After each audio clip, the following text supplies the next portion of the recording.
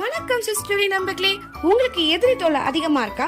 அப்ப இந்த பதிவு உங்களுக்கானதுதான். நீங்க பாத்துட்டு இருக்க பொருள் பேர் சத்ரு சம்ஹார முடிச்சு. ஆமாங்க, இதுக்குள்ள என்னென்ன இருக்குன்னு பாக்கலாங்களா?